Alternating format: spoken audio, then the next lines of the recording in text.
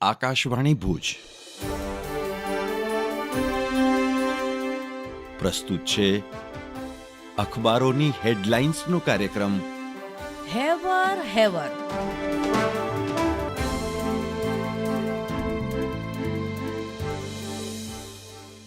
અહિંસાનો માર્ગ બતાવી જગતને પ્રેમનો સંદેશ આપનાર જૈન ધર્મના 24મા તીર્થંકર મહાવીર સ્વામીની જયંતિ નિમિત્તે હેવર હેવર ટીમ તરફથી સર્વે શ્રોતા મિત્રોને વિનમ્ર અભિવાદન.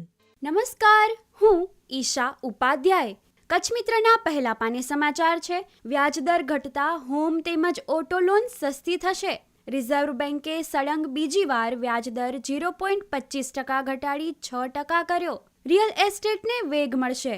ગોલ્ડ લોન માટે ટૂંકમાં નવા નિયમ. રિઝર્વ બેન્કના ગવર્નર સંજય મલ્હોત્રાનો નિર્ણય. વધુ એક સમાચારમાં રમેશ ગઢવીનો અહેવાલ. ભાષા, ભૂષા અને ભોજનની પવિત્રતા ટકાવી રાખે તે સંસ્કૃતિ અક્ષુણ રહે. કચ્છે આ બધું જાળવ્યું છે. રામાયણી મહામંડલેશ્વર કનકેશ્વરી દેવી સાથે કચ્છ મિત્રની ખાસ વાતચીત. કચ્છની ધાર્મિક લાગણીને વધાવી કચ્છ મિત્ર જન્મભૂમિ પત્રોની ભૂમિકા સમાજ ઉપયોગી. કચ્છ મિત્રના છેલ્લા પાને સમાચાર છે. ભુજના વિમાની મથકની કાયાપલટ. આંતરરાષ્ટ્રીય દરજ્જાનું બનશે.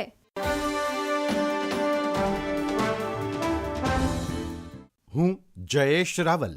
દિવ્ય ભાસ્કરના ભુજ ફ્રન્ટ પેજ પર હેડલાઇન છે: સ્મૃતિવન અર્થક્વેક મેમોરિયલ અને મ્યુઝિયમ એપ્રિલમાં 2 અને ઓક્ટોબરમાં 1 જ દી બંધ રહેશે. દિવાળી સહિત જાહેર રજાના દિવસોમાં પ્રવાસીઓ માટે ચાલુ રખાશે. રજાના દિવસોએ લોકો ફરવા નીકળતા હોય, મહત્વપૂર્ણ નિર્ણય. દિવ્ય ભાસ્કરના અંદરના પાને હેડલાઇન છે: પારાનો પરચો. રાજકોટમાં 45.2 ડિગ્રી સાથે ગરમીએ 133 વર્ષનો રેકોર્ડ તોડ્યો. આજે 4 જિલ્લામાં હીટવેવની આગાહી. દરિયાકાંઠાના વિસ્તારોમાં અસહ્ય ઉકળાટ. સમુદ્રી ગરમ પવનોએ ગુજરાતના મોટાભાગના વિસ્તારોને ઝપટમાં લીધા. દિવ્ય ભાસ્કરના અંદરના પાને બીજી એક હેડલાઇન છે: વિશ્વ કલ્યાણ અને શાંતિ અર્થે નવકાર મંત્ર જાપ કરાયા. કચ્છભરમાં ઠેર ઠેર વિશ્વ નવકાર જાપ દિવસ ઉજવાયો. અનેક સ્થળે સાધુ સાધ્વીજીઓએ સર્વજીવોના કલ્યાણ માટે પ્રવચન આપ્યા.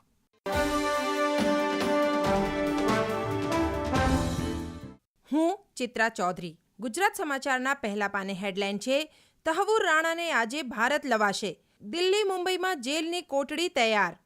રાણા અને હેડલીએ મુંબઈમાં હુમલાનું કાવતરું ઘડેલું. એફબીઆઈએ ધરપકડ કરી તેના 16 વર્ષે. એનઆઈએ અને રોની ટીમ તહવુર રાણાને ભારત લાવવામાં સફળ.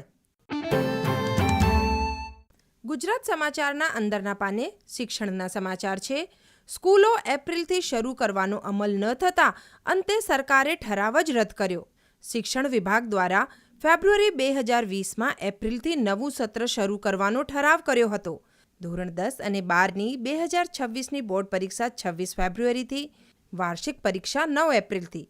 ધોરણ 9થી 12ની પ્રથમ પરીક્ષા 11થી 20 સપ્ટેમ્બરમાં લેવાશે. 16 ઓક્ટોબરથી સ્કૂલોમાં દિવાળી વેકેશન શરૂ. 2025-26નું એકેડેમિક કેલેન્ડર જાહેર. ગુજરાત સમાચારના અંદરના પાને સ્પોર્ટ્સના સમાચાર. ગુજરાત ટાઇટન્સ સતત ચોથા વિજય સાથે પોઈન્ટ ટેબલમાં નંબર 1. રાજસ્થાનનો 58 રનથી પરાજય. સાઈ સુદર્શનના 53 બોલમાં 8 ચોગ્ગા અને 3 છગ્ગા સાથે 82 રન. પી કૃષ્ણાની 3 વિકેટ. જીતવા માટેના 218ના ટાર્ગેટ સામે રાજસ્થાન 159માં ઓલ આઉટ.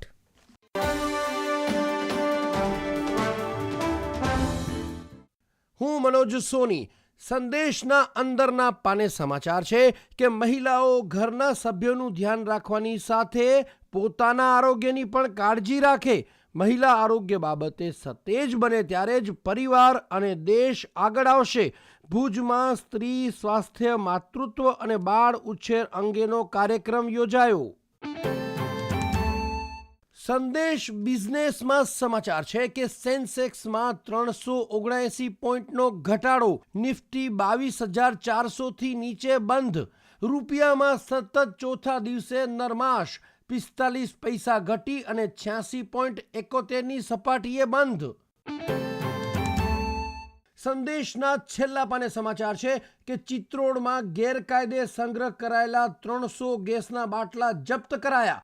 ગાંધીધામની એજન્સીએ PESOની મંજૂરી વગર બાટલાનો સંગ્રહ કર્યો. કલેક્ટરની સૂચનાને પગલે પુરવઠા અધિકારી અને મામલતદાર દ્વારા કાર્યવાહી.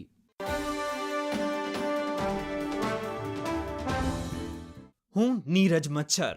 હેવરમાં આજે વાત કરીએ બધા જ ટેલિવિઝન ચેનલ અને અખબારોની હેડલાઇનમાં રહેલું બહુચર્ચિત વકફ બિલ. TV9 ગુજરાતીના સમાચાર. સંસદના બંને ગૃહો દ્વારા બહુમતીથી પસાર થયા બાદ વકફ સુધારા બિલ હવે કાયદો બની ગયો. વકફ સુધારા બિલને રાષ્ટ્રપતિશ્રીની મંજૂરી મળી. સંસદના ઉપલા ગૃહ રાજ્યસભામાં વકફ સુધારા બિલના પક્ષમાં 128 અને વિરોધમાં 95 મત પડ્યા. અગાઉ લોકસભામાં તેના પક્ષમાં 288 મત પડ્યા હતા અને તેની વિરુદ્ધ 232 મત પડ્યા હતા. બંને ગૃહોમાં વિરોધ પક્ષોએ ભારે વિરોધ કર્યો. રાષ્ટ્રપતિ શ્રી દ્રૌપદી મુર્મુ દ્વારા સુધારા અને મંજૂરી થયા પછી આ બિલનું નામ unified management empowerment efficiency and development એટલે શોર્ટમાં ઉમ્મીદ રાખવામાં આવ્યું. લોકસભામાં લગભગ 12 કલાકની ચર્ચા, રાત્રે 2 વાગ્યા સુધી અને આખરે વકફ સુધારા બિલ 2025 મંજૂર કરવામાં આવ્યું. વકફ એક્ટ 1995માં ફેરફાર કરવાનો આ બિલનો મુખ્ય ઉદ્દેશ્ય.